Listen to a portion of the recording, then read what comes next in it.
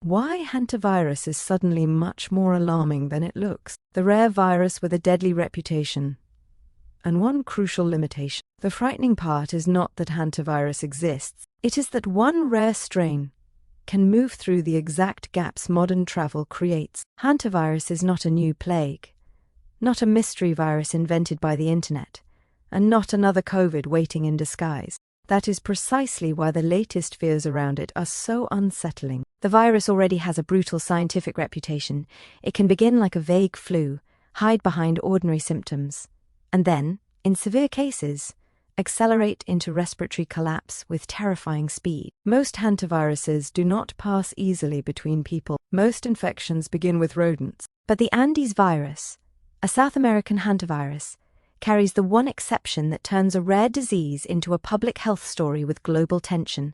Limited human-to-human spread has been documented among close contacts, who states that hantaviruses are rodent-borne viruses that can cause severe human disease, and that Andes virus is the currently known hantavirus for which limited human-to-human transmission among contacts has been documented. That single detail explains the anxiety. The fear is not that hantavirus has suddenly become a pandemic machine. The fear is that a rare, high-consequence virus can exploit the messy reality of travel, shared cabins, delayed symptoms, international passengers, medical evacuations, and people who may feel fine while the investigation is still catching up. For readers following the wider pattern of emerging disease threats, this belongs beside Taylor Tailored's broader coverage of the hidden risks behind modern infectious disease scares. Because the real story is never only the pathogen, it is the system the pathogen moves through. The science is simple, and that is what makes it dangerous. Hantaviruses are a group of viruses carried mainly by rodents. They are zoonotic, meaning they naturally circulate in animals and occasionally spill over into humans. The usual route is not cinematic. It is dust. People can become infected when they inhale tiny particles contaminated with the urine, droppings, or saliva of infected rodents, particularly in enclosed or poorly ventilated spaces. Cleaning a shed, entering a long-closed cabin, disturbing rodent nests, camping in contaminated rural areas, or working in farming and forestry environments can all create the kind of exposure that matters. Who identifies contact with infected rodents, their urine, droppings, or saliva, as the usual route of human infection? The virus does not behave the same everywhere.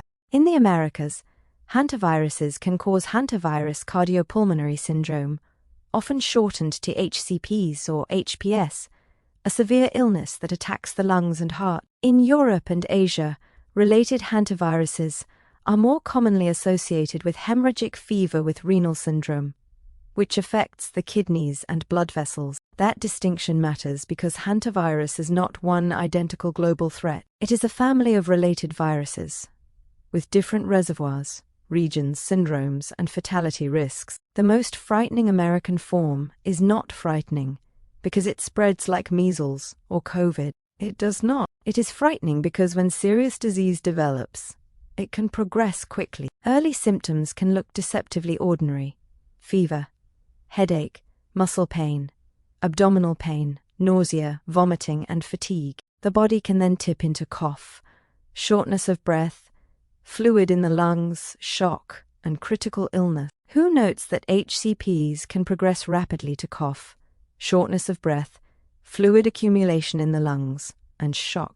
The history behind the virus is older than the panic. Hantavirus became globally recognizable in modern public health after severe outbreaks in the Americas drew attention to hantavirus pulmonary syndrome in the 1990s. But the virus family itself is not new, and neither is the pattern behind it: rodents, ecology, human exposure, and the dangerous overlap between wild environments and human activity. Andes virus is the strain now attracting intense attention because it sits in a rare category. UXA guidance states that Andes virus infection in humans was first described in Argentina in 1995 and identified in Chile later the same year. It is associated with South America, particularly Argentina and Chile, and its natural reservoir includes wild rodents, such as the long-tailed pygmy rice rat. That history matters because it cuts through the worst misinformation. Hantavirus is not suddenly everywhere in the sense of a brand new pathogen exploding from nowhere. It is geographically anchored, ecologically linked, and usually difficult for humans to catch without relevant exposure. But outbreaks can still become international when people travel through endemic areas, develop symptoms later, and cross borders before the full chain is understood. That is the modern danger. A local ecological virus meeting global movement. The incubation period creates the perfect anxiety gap. The incubation period is one of the reasons hantavirus stories become so unnerving. Symptoms do not always appear quickly. WHO says symptoms usually begin between 1 and 8 weeks after exposure, depending on the type of virus. ECDC describes the incubation time as usually around 2 weeks, with a range from 7 days up to 6 weeks. That delay creates a surveillance problem. Someone may leave a rural exposure site, board a ship, fly home, return to work, or live normally before illness becomes obvious. The virus can look quiet, not because nothing is happening, but because it still has time. This is why public health authorities often focus heavily on travel histories, contact tracing, isolation guidance, and symptom monitoring after a suspected exposure. It also explains why apparently healthy contacts may still require close monitoring. An exposed person being asymptomatic today does not automatically prove they are clear. It may only mean they are still inside the incubation window. That is not a reason for public panic, but it is a reason for disciplined monitoring. Can hantavirus be asymptomatic? The honest answer is that hantavirus infection can vary, but the forms that trigger major public health concern are usually noticed because they make people seriously ill. WHO describes hantavirus infection as causing a range of illnesses, from severe disease to death, with clinical presentation depending on the virus type and geography. For the Andes virus specifically, UXA guidance says milder illness without significant cardiorespiratory compromise may occur, but it emphasizes that the major complication is hantavirus cardiopulmonary syndrome, which carries a high mortality rate. Early symptoms may be nonspecific: fever, chills, muscle pain, vomiting, diarrhea, abdominal pain, conjunctivitis, or small bleeding spots. The danger is that these signs can resemble more common illnesses until the cardiopulmonary phase begins.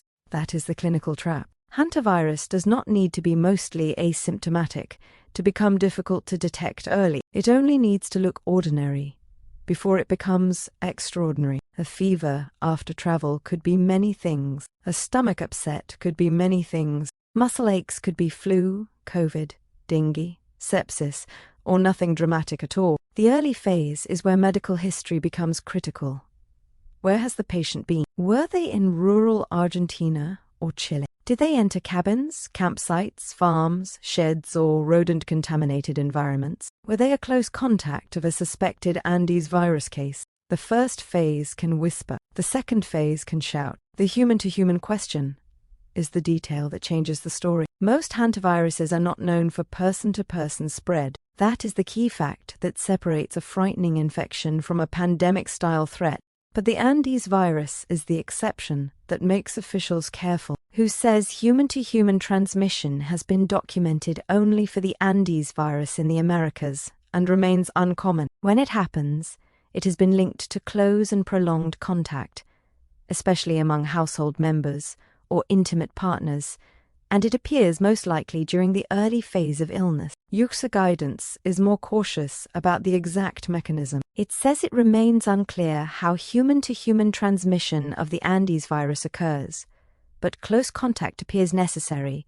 Airborne transmission should be considered a possibility, and household close contact has been shown to increase risk. It also references previous family and healthcare-associated clusters in Argentina and Chile. That does not mean Andes virus spreads casually through a crowd. It means close, sustained exposure can matter. The risk profile looks nothing like a virus optimized for effortless respiratory spread across buses, offices, schools, and stadiums. Instead, it is a virus that becomes most concerning in intimate, enclosed, caregiving, household, cabin sharing, or healthcare contexts, the exact places where people are physically close for long enough to turn rare transmission into a serious cluster. Why the current cruise ship cluster hit a nerve. The recent cruise-linked cluster is important because it combines several risk amplifiers: international passengers, a closed setting, severe respiratory illness,